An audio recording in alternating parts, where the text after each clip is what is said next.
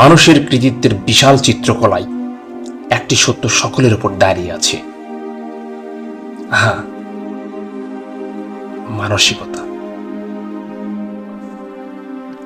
এটি নীরব শক্তি যা আমাদের চিন্তাকে আকার দেয়, আমাদের কর্মকে নির্দেশ করে এবং শেষ পর্যন্ত আমাদের ভাগ্যকে নির্ধারণ করে। এমন একটি পৃথিবী কল্পনা করো যেখানে প্রতিটি বাধাকে একটি সুযোগ হিসেবে দেখা হয়, যেখানে প্রতিটি বিপত্তিকে সাফল্যের একটি ধাপ হিসেবে দেখা হয়। এটি একটি পরিণত মানসিকতার শক্তি।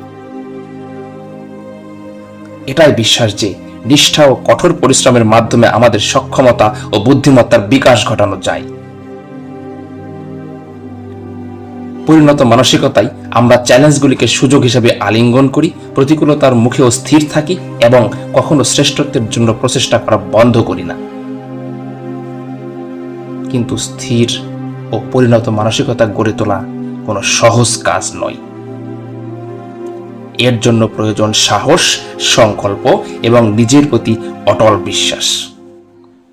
এর অর্থ হল স্বসীমাবদ্ধ বিশ্বাসগুলি ছেড়ে দেয়া এবং আমাদের প্রত্যেকের মধ্যে থাকা সীমাহীন সম্ভাবনাকে আলিঙ্গন করা।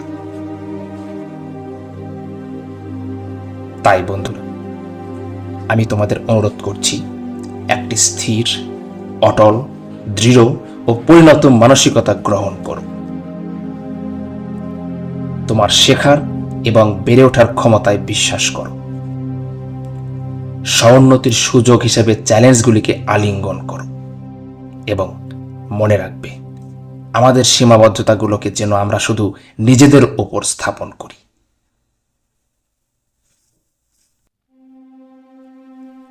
জীবনের যাত্রায় আমরা বিপত্তি, ব্যর্থতা এবং সন্দেহের মুহূর্তগুলির মুখোমুখি হবই হব, কিন্তু সেই মুহূর্তগুলি আমাদের মানসিকতাকে আরো উজ্জ্বল করে।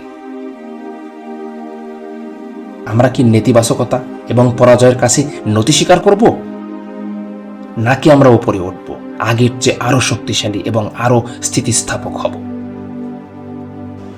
আমাদেরই বেছে নিতে হবে। আমরা সম্ভাবনার লেন্সের মাধ্যমে বিশ্বকে দেখতে বেছে নিতে পারি এবং আমাদের পথে যে কোনো বাধা অতিক্রম করার ক্ষমতা বিশ্বাস করতে পারি। অথবা আমরা ভয়, সন্দেহ এবং আত্মসীমাবদ্ধ বিশ্বাসের দ্বারা বদ্ধ জীবনকেও বেছে নিতে পারি। তবে জেনে রাখো, পরিবর্তন করার শক্তি আমাদের প্রত্যেকের মধ্যেই রয়েছে। এটি হলো মানসিকতার শক্তি। এটা মানতেই হবে, আমাদের নিজস্ব ভাগ্য গঠন করার ক্ষমতা রয়েছে। আমরা যা চাই তা করতে পারি। তাই চলো মানসিকতার শক্তিকে গ্রহণ করি। নেতিবাচকতার ওপর ইতিবাচকতা, স্থবিরতার ওপর বৃদ্ধি এবং পরাজয়ের ওপর স্থিতিস্থাপকতাকে বেছে নিই। এবং সেটা করতে আমরা সীমাহীন সম্ভাবনার দরজা খুলে দিই এবং উদ্দেশ্য, আবেগ ও পরিপূর্ণতায় ভরা ভবিষ্যৎ তৈরি করি। ধন্যবাদ।